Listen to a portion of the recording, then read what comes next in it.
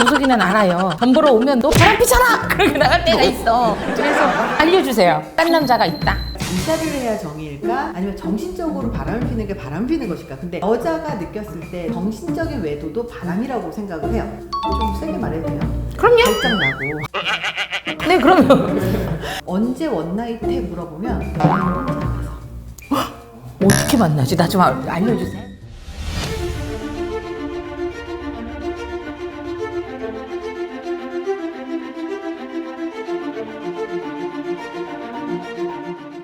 안녕하세요. 네, 안녕하세요. 안녕하세요. 안녕하세요. 두 분 간단한 소개 부탁드리겠습니다. 안녕하세요. 저는 심리학자 차희연입니다. 네, 안녕하세요. 저는 무속학자 미래신녀입니다. 학자해도 되나? 네. 이 두 분이 어떻게 이 자리에 오셨을까요? 저희가 이렇게 무속적으로 손님을 대할 때나 여기 선생님들도 이렇게 상담을 받으실 때 네네. 공통되는 부분이 있지 않을까? 이런 생각이 들어서 저 진짜 어렵게 모신 분이거든요. 네, 어렵게 한번 초빙을 했습니다. 네. 감사합니다. 저는요 이렇게 무속하고 심리학하고 이렇게 콜라보를 한다라고 했을 때 과연 뭐가 비슷할까? 그리고 여기서 비슷한 게 과연 있을까 너무 궁금하고, 그리고 여기는 사실 미지의 세계잖아요. 그래서 한번 들어보고 싶었어요. 너무 궁금했어요.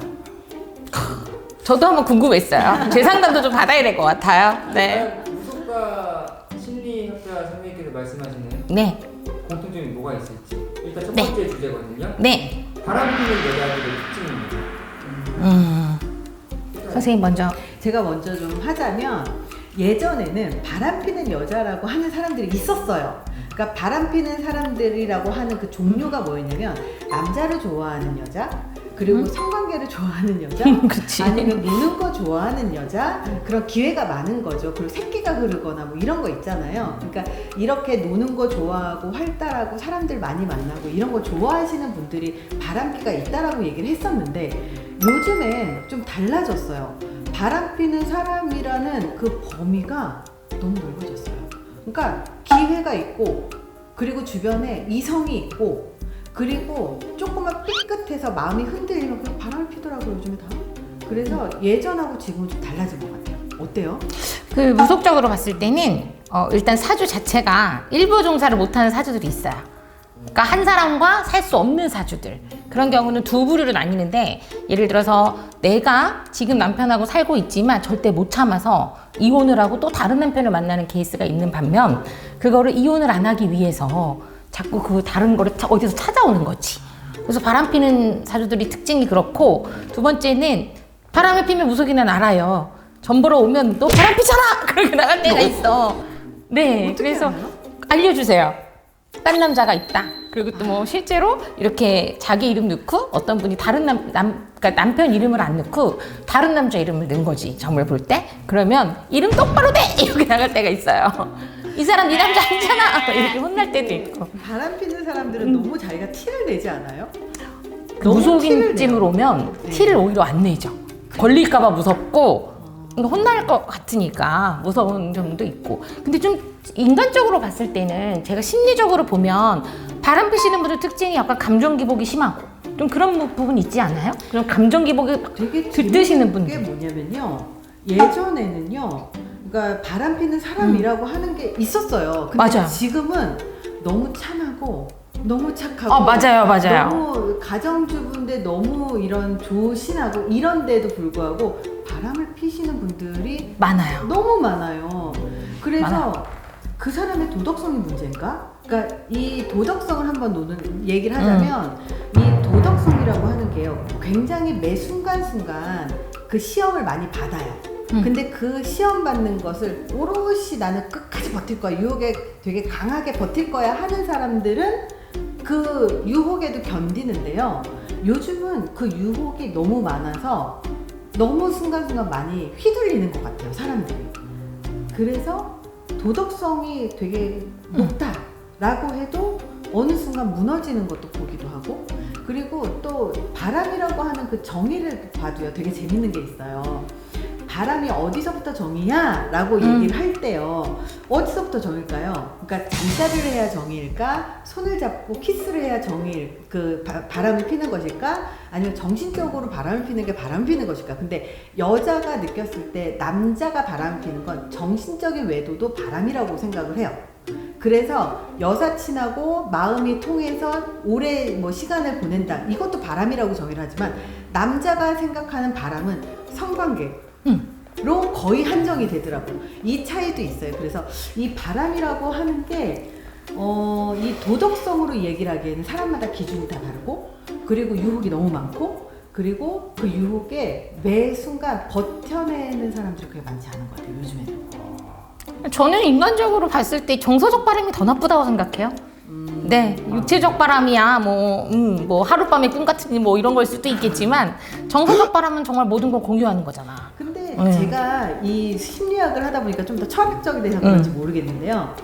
사실 인간이 동물이잖아요. 그렇죠. 근데 동물이다 보니까 사실 어떤 수컷이든 어떤 암컷을 만나면 좀 세게 말해도 돼요? 그럼요. 발작나고.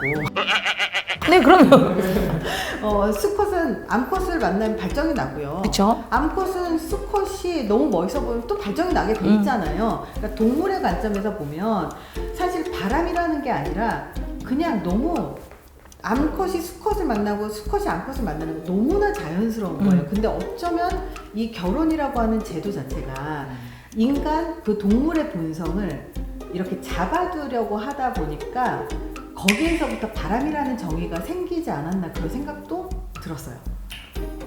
좀 철학적인 거죠. 그렇게 생각을 하니까.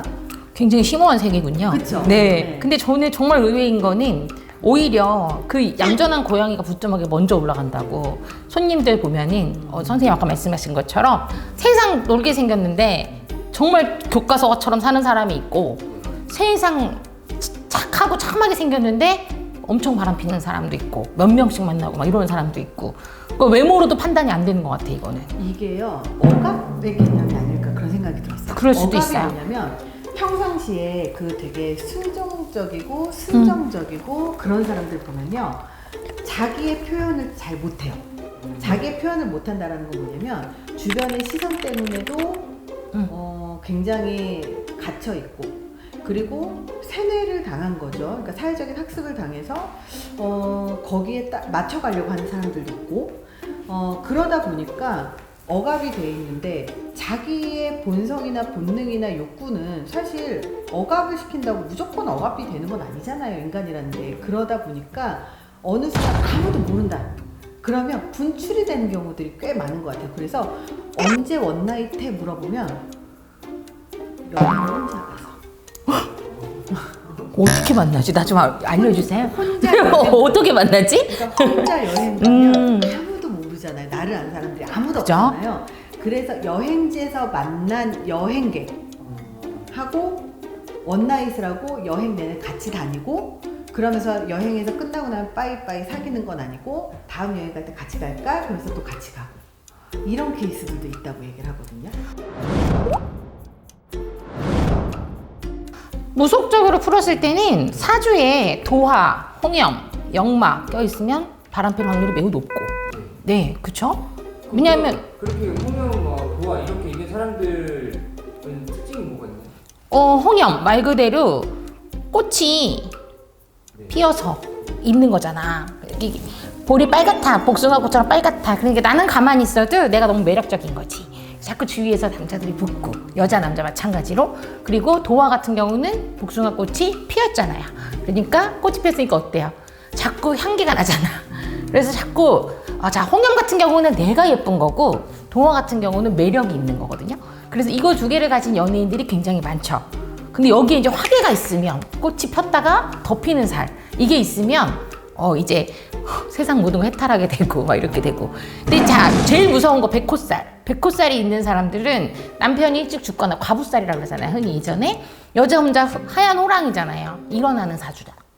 백호가 있으면 거의 대부분 일부 종사를 못하는 경우가 많아요. 그래서 사주적으로 봤을 때는 도화 홍염에 역마 백호 있다. 이러면 나는 바람기가 있을 수가 있다. 이렇게 생각하면 돼요. 꼭 그런 건 아니지만 그 심리학에서 네. 성격 유형에서도요 바람기 있는 성격 유형이 있어요. 그러니까 바람기라고 하는 거라고 정의하기에는 좀 너무 한쪽으로 갔지만 성격 유형 중에 노는 거 좋아하고 그리고 팔색조면서 술 마시는 거 좋아하고 친구 굉장히 많은 그런 좋네요. 난데. 그래서 딱 느껴졌습니다. 그치 나지. 네 좋네요.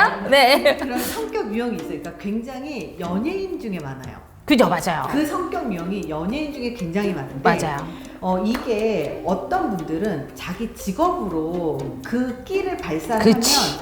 바람기로 안 나와요. 맞아요. 근데 자기 직업이나 아니면 자기 취미나 그런 걸로 발산을 못하면 그렇게 바람으로 나오더라고요. 나 소름 끼쳤어. 무속도 똑같거든요. 그래요? 오, 무속인들이 봤을 때도 그 직업을 어떻게 풀어먹느냐가 되게 중요하거든요. 그래서 우리 옛날에 흔히 화류계, 무당, 연예인, 한 끗 차 뭐 이런 말 있잖아요. 이런 끼를 많이 갖고 있는 사람들이 주로 직업으로 풀어먹어야 되기 때문이거든. 근데 이런 끼를 갖고 있는 사람들이 뜬금없이 회사 다닌다? 바람나랑률 굉장히 높죠. 그쵸. 이거를 좀 어떻게 다른 쪽으로 풀면 되는데 네. 이거를 좀 감추고 있다가 뭐 회사에서 이게 터지는 경우가 있다. 그렇죠. 그러니까 이거를 인생에서 사람들이요 긍정적으로 사용하는 방법이 있잖아요. 예를 들어서 우리가 화가 났어. 그러면 저 사람을 이겨야지라고 하면서 경쟁심으로 승화시켜서 열심히 일해서 성공하는 사람이 있잖아요. 근데 어떤 사람은 화가 났어. 이 분노를 주체하지 못해서 칼 들고 좀 죽이겠다고 투사하는 사람이 있잖아요. 그러니까 이런 식으로 같은 게 있어도 자기 인생에서 긍정적으로 활용하려고 하는 사람들은 그렇게 성장하고 좀 더 나아지는 것 같은데 그거를 어떻게 긍정적으로 활용할지 모르고 그리고 자기 인식 능력이라고 하잖아요. 자기에 대해 생각을 하지 못하고 자기 컨트롤이 안 되면 그거를 자기도 모르게 그냥 놔버리면 그냥 흘러가는 대로 가는 것 같아요. 그냥. 자존감이 낮은 사람들이 주로 바람을 피는 것 같아요. 내가 자존감이 낮아서 어딘가에 애정을 갈구하고. 심리학에서 보면 자존감이 높은 사람은요 도덕성이 높아요. 그러니까 나 맞췄어요? 나 똑똑해. 자존감이 낮은 사람은 금사빠예요. 맞아, 금사빠. 금방 사랑에 빠져요. 근데 맞아. 물론 여기에는 100%는 아니에요. 그쵸. 그러니까 그 비어있는 그 도덕성이 무조건 높다고 해서 바람을 꼭 안 피는 건 아니거든요. 그러니까 이 바람이라고 하는 정의에 따라 좀 다른데 바람도 갈아타는 것도 바람이라고 본다면 어떤 사람들은 나 얘랑 헤어질 거니까 딴 남자 만날 거야. 나는 마음속으로 얘랑 정리했으니까 죄책감을 못 느끼는 경우들도 있고 그리고 운명론을 믿는 사람들도 생각보다 바람을 핀다거나 아니면 갈아타기를 한다거나 잠수이별을 한다거나 이런 사람들도 있고요. 자존감이 높은 사람 중에 나르시시스트들이 있어요. 되게 이기적인 사람들. 이기적인 사람들도 자존감하고 상관없이 되게 자기가 원하면 다 하는 거예요. 그러면서 죄책감을 못 느껴요. 근데 선생님 저는 그럼 바람둥인가요? 그거는 다른 방식으로 어떻게 풀고 계시냐에 따라 다르지 그죠? 않을까요? 나 세상 교과서거든. 난 진짜 억울하네. 나 좀 다 갖췄는데 이거 어떡하지? 그렇습니다. 지금 저희 이렇게 처음 선생님하고 만나서 얘기해봤는데 박사님하고 얘기해봤는데 일치하는 게 되게 많아서 네. 깜짝 놀랐어요. 네. 그리고 그 어김없이 아까 제가 말씀드렸다시피 선생님이 말씀하신 조건 그리고 무속인이 봤을 때 이런 사주에 풀었을 때의 조건이 아마 거의 맞을 거야. 그래서 이런 거 좀 보시면 될 것 같고 다음 시간에는 우리 선생님하고 또 한번 심도 있게 또 얘기를 한번 나눠보도록 하겠습니다. 선생님 너무 반갑습니다. 네, 감사합니다. 감사합니다.